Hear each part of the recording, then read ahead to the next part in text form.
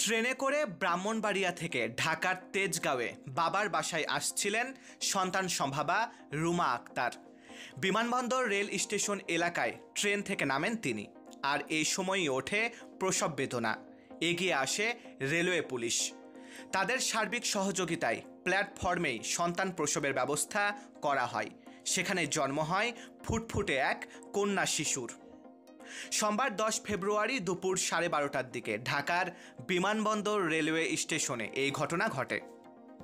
নবজাতকের মা রুমা আক্তার জানান, সন্তান সম্ভাবা হওয়ায় তেজগাঁওয়ে তার বাবার বাড়ি আসছিলেন তিনি। স্টেশনে হঠাৎ তার প্রসব বেদনা শুরু হয়।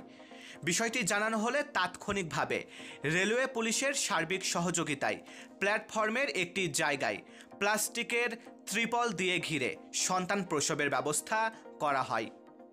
মা ও নবজাতক কন্যা দুইজনই সুস্থ আছেন।